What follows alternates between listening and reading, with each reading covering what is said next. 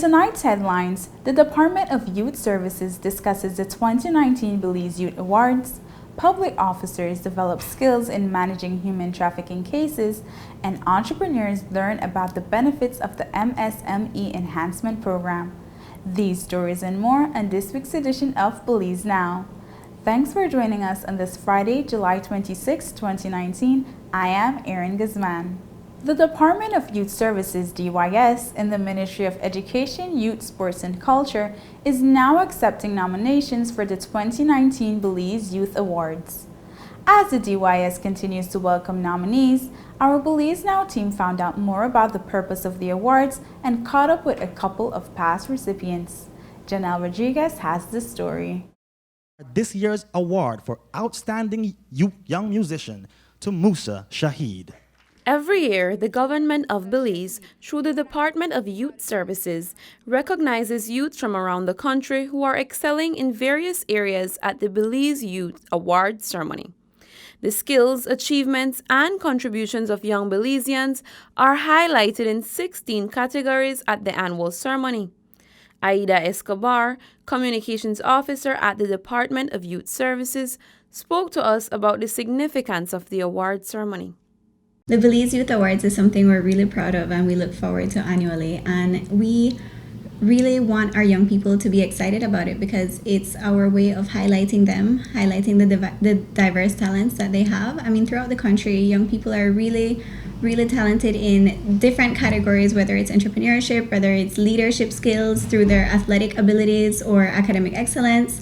Really, it can vary in so many different ways. And we feel like this way, throughout the country, these young people can be seen, they can be awarded for the amazing work that they're doing, and they can positively impact the other young people that we have in Belize as well. The department is looking for young people aged 15 to 29 who have demonstrated the importance of youth advocacy and leadership in categories such as youth in entrepreneurship, youth in journalism, social media influencer, and Youth Ministers Award for Leadership and Advocacy. We spoke to the 2018 winners of the Youth in Media, Youth in Innovation, and Youth in Sport categories. They emphasized the importance of Belizean youth being recognized by the government.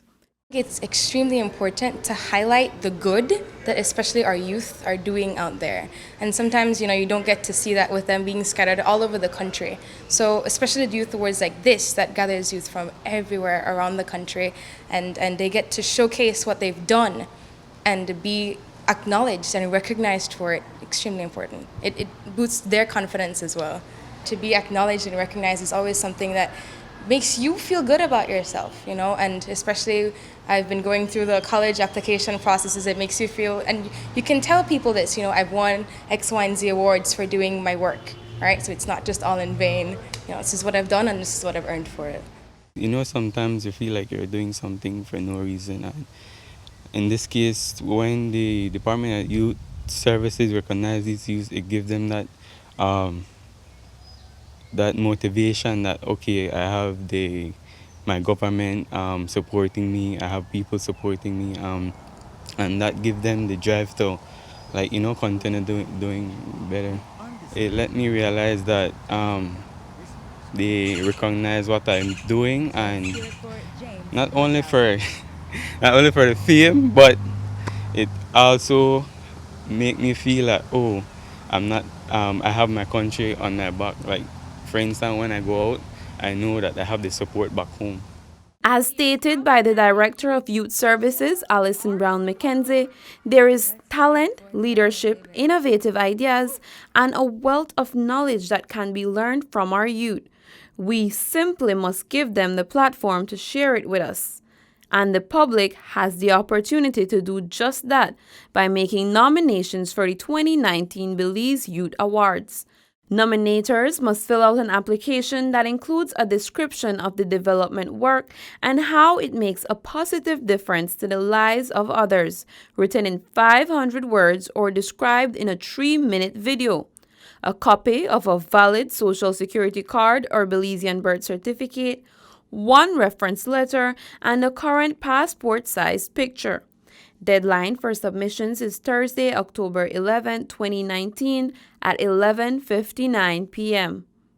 For Belize Now, I am Janelle Rodriguez. For additional information regarding the Belize Youth Awards, contact the Department of Youth Services Communications team at telephone number 207-0773 or email belizeyouth@gmail.com. On Monday, July 22nd, the Prime Minister, Right Honorable Dean Barrow, and Her Excellency Malgorzata Wasilewska, the European Union's ambassador to Belize, signed a financing agreement for the energy sector for 31.96 million Belize dollars. The proposed project aims to provide solar energy mini-grids and standalone systems for rural communities and individual households in Belize that are not yet connected to the national electricity land grid. It also focuses on improving capacities and awareness of energy efficiency measures and provides for strategic energy planning and modeling. Prime Minister Barrow spoke on how the funds will be used. Apart then from the question of renewables and trying to get away from any dependence, or get away as much as possible from dependence on fossil fuels, there is in Belize's case the absolute need to try and press forward with our effort to become energy self-sufficient. And this sort of thing that the EU is funding should help us to position ourselves more effectively so that we can sooner, or as soon as possible, sooner rather than later, achieve or go a long way towards achieving that goal of energy self-sufficiency. The funding is allocated under the 11th European Development Fund to assist in the social and economic development of Belize. Stay tuned for more stories after the break.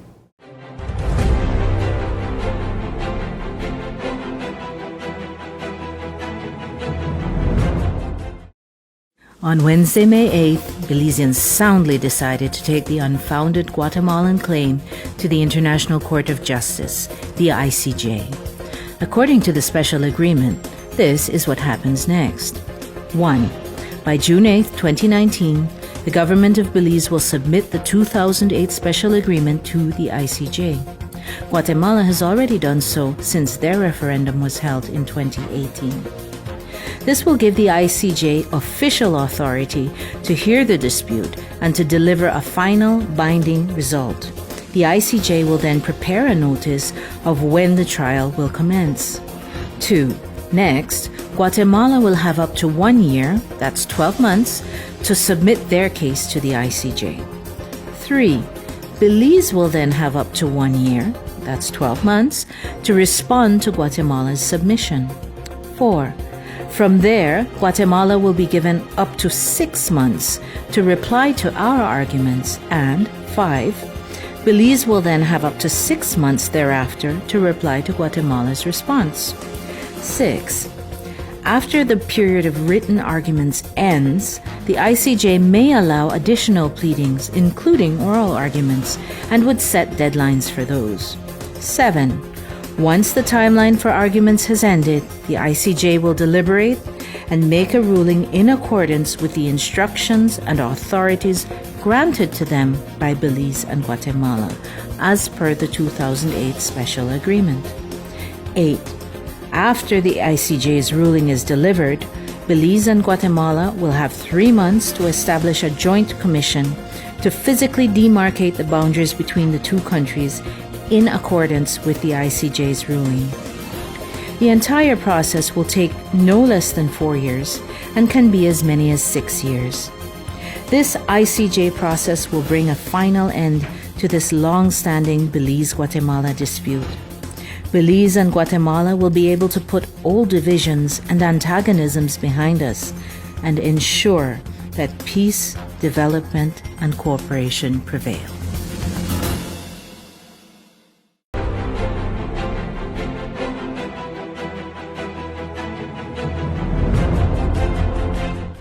The MSME Enhancement Program was launched on May 29th this year. Since the start of this month, The Ministry of Investment, Trade and Commerce, along with its partners, have been traveling across the country to sensitize small businesses about the program. We joined in at a few of the stops to get feedback from the business community. Here's what we learned. The Micro, Small and Medium Enterprises Enhancement Program, MEP for short, is a first-of-its-kind program to be launched in Belize. It aims to reduce the cost of doing business and create greater operational efficiency for MSMEs, strengthening their competitiveness within the sector. Since the program is new, the Ministry of Investment, Trade and Commerce, with its partners from the SBDC Belize, the Economic Development Council, the Companies and Corporate Affairs Registry, and the Customs and Excise Department, have set out on a tour of the country throughout the month of July, informing small businesses on the benefits of the program and the application and registration process for qualified MSMEs. The MSME Enhancement Program Sensitization Session Roadshow objective is to sensitize the general public on the program, to have them be aware of what the program entails, how they could look at enrolling in the program. Through the program, registered businesses can access different benefits to aid in their business development. The most significant of these benefits is the waiver of customs import duty on a list of production and labeling items. One of the challenge for a lot of business, or an area that they make mention to us, is something that's burdensome to them, is the cost of the finished product that they're looking to offer into the local market. So we're looking at cost savings being passed on to producers and to consumers and consumers at the end. The services of the Small Business Development Center, SBDC, a unit of Beltrade, are also being promoted through the MEP. We provide business advisor services, so persons who are interested in starting a business or looking at formalizing an existing business, we provide them with assistance and guidance to do that. So in addition to the product and labeling that is being waived, we're offering advice in looking at ways to enhance their labeling and packaging, and then also providing them with tips and advice on how to better market those finished products and services after they've been enhanced. Audrey O'Brien, a Santa Elena resident, told us that she learned how to make scented candles while away on vacation and is hoping that through the benefits from the MEP, she can start her business. I brought some material when I came back, and then now I'm trying to import some, but the price is a bit pricey, and then plus with the shipping and handling, it's kind of difficult. So I want to see where I can go from here with this help of this program.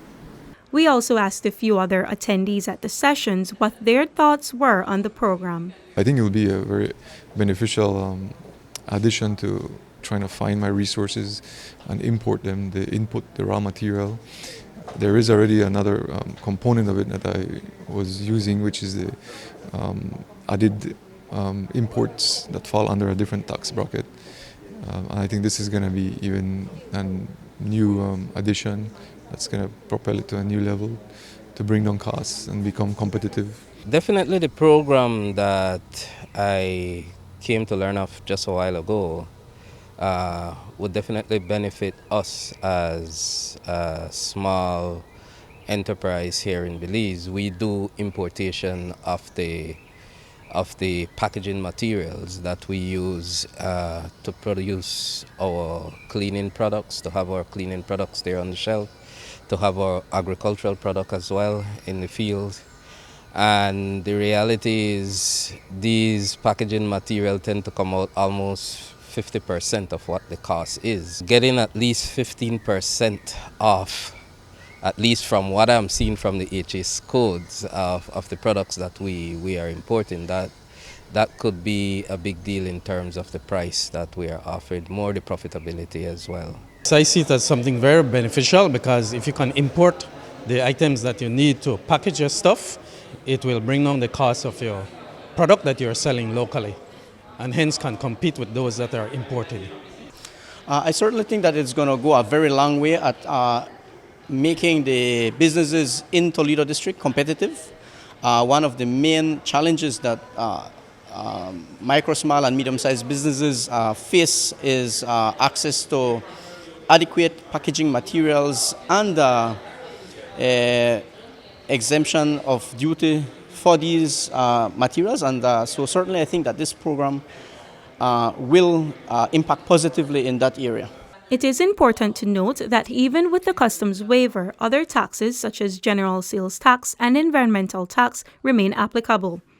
For a list of packaging and labeling materials for eligible MSMEs, interested persons can contact SBDC Belize. For Belize Now, I'm Miriam Longsworth. This week, the International Organization on Migration, IOM, collaborated with the Ministry of Health and the Labor Department to host workshops relating to human trafficking. The first workshop was held in Belmopan on Wednesday, July 24th, where health providers participated in a 2-day training workshop on caring for trafficked persons.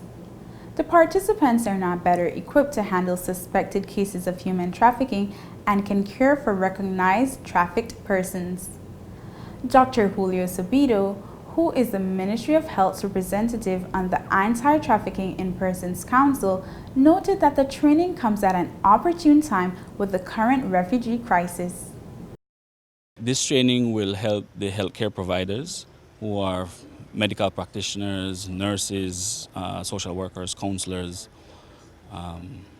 primary care assistants, to be able to identify a traffic or someone who is a victim of trafficking, and also the care that we need to provide for these people. I don't think we should have to discriminate and ask the person what their migratory status is. We should provide care across the board. For now, I think it's a first, but I hope it's something that happens more often, especially for new physicians, nurses, and healthcare providers. This morning in Belize City, labor officers participated in a second workshop on trafficking in persons and migrant smuggling.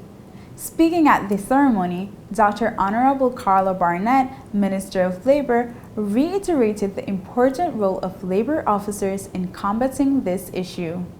Today, we are expecting you to be more informed. You will be better able to appreciate the pivotal role you play in our effort to combat trafficking in persons and migrant smuggling. And indeed, the work that you do as labor officers is a critical part of ensuring that we as a country are successful in this effort. You are critical in ensuring first that the constitutional provisions which protect life, liberty, ability to work, and protection from harm are assured to everybody. Both sessions were led by Rosalind Borland, who is the Senior Regional Thematic Specialist on Migrant Protection and Assistance at IOM. Borland summed up what the participants learned in the workshops. During the health providers workshop, we first talked about what is human trafficking, and then we had a session about the health impacts. So someone who survives that sort of an experience of being forced into work or forced into prostitution, what kind of impact do they have on their health? Then we moved into, okay, so if you suspect you see someone like this in your clinic, what do you do? How can you safely help them? How can you get them to feel safe enough to talk to you and ask for help? So we looked a bit at the role of the health provider and how you can provide specialized care approaches. That was for the health system. Today we're going to look at the human trafficking protocol and the migrant smuggling protocol, which are complementary in a United Nations Convention on Transnational Crime, with the labor inspectors. So what is migrant smuggling? What is human trafficking? How are they different? How are they similar? How do they sometimes happen at the same time, right? So they can understand that. They're going to work on some case studies to practice that definition and those skills. Then in the afternoon, we're going to focus specifically on victim identification. So what are some of the indicators they might see during their jobs that might tell them someone needs help as a victim of trafficking if they're visiting an employment setting. So it might be a farm or a shop or so forth, a bar. And then after that, they'll be working a bit on victim interview techniques. So how can you create a safe space for interviewing in their work? In its 2019 Trafficking in Persons report, the U.S. State Department upgraded Belize from Tier 3 to Tier 2, recognizing the notable improvements in Belize's efforts to combat trafficking in persons. World Day Against Trafficking of Persons will be observed on July 30th. We have more stories after the break. Stay with us.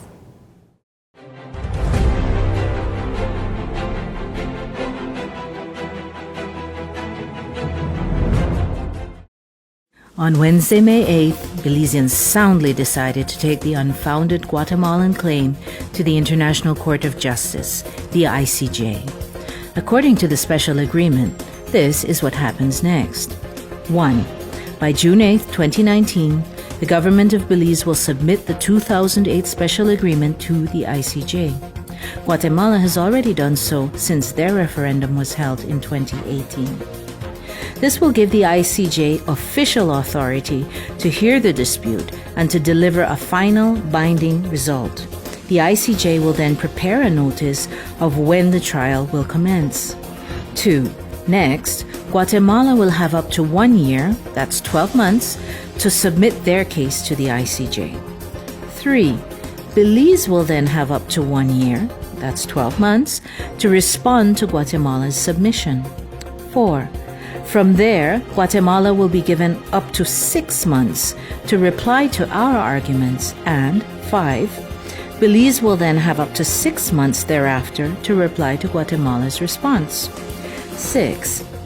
After the period of written arguments ends, the ICJ may allow additional pleadings, including oral arguments, and would set deadlines for those. 7. Once the timeline for arguments has ended, the ICJ will deliberate and make a ruling in accordance with the instructions and authorities granted to them by Belize and Guatemala, as per the 2008 special agreement. 8. After the ICJ's ruling is delivered, Belize and Guatemala will have 3 months to establish a joint commission to physically demarcate the boundaries between the two countries in accordance with the ICJ's ruling. The entire process will take no less than 4 years and can be as many as 6 years. This ICJ process will bring a final end to this long-standing Belize-Guatemala dispute. Belize and Guatemala will be able to put old divisions and antagonisms behind us and ensure that peace, development, and cooperation prevail.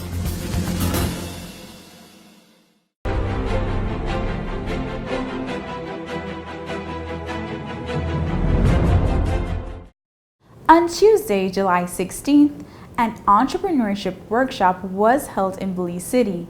The workshop was hosted by Dr. Philip Harding, co-founder of Impact Junkie, an organization which aims to excite, engage, and inspire entrepreneurs and change makers to create real impact in their lives, in their communities, and around the world.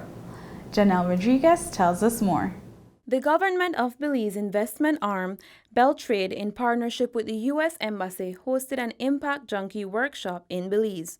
Impact Junkie serves to inspire and empower entrepreneurs around the world through a mandate that promotes social entrepreneurship, innovation, and youth participation. And it brought together key players in the entrepreneurial ecosystem as its host, Philip Harding, delivered on topics such as innovation, entrepreneurship, startups, business, investment, and development.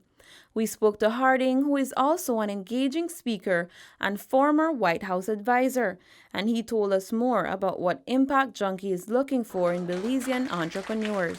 We're looking for people who are thinking big in Belize, people who are excited about making an impact in the country, and who maybe are a little bit crazy and think that we can change the world.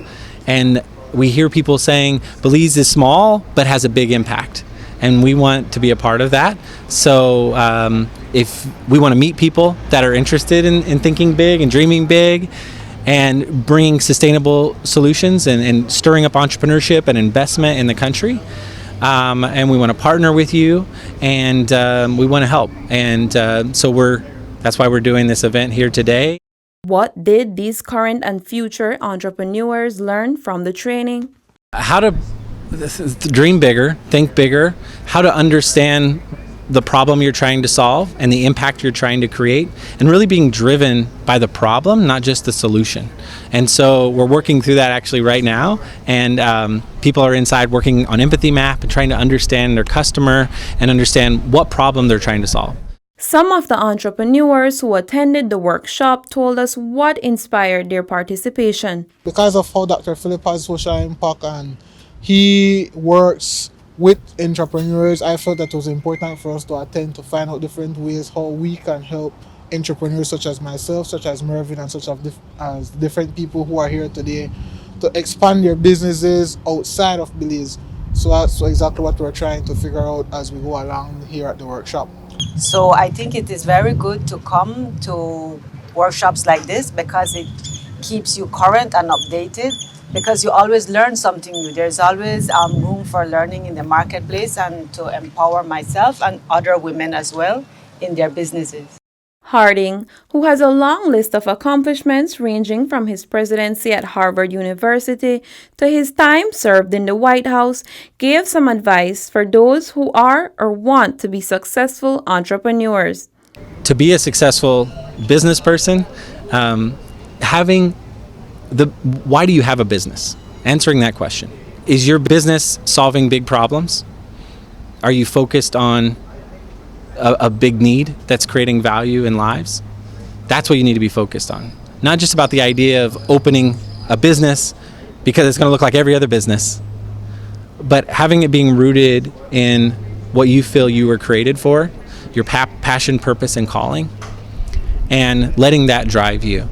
And so often it's easy to just jump to, I need to start a business because I want to start a business.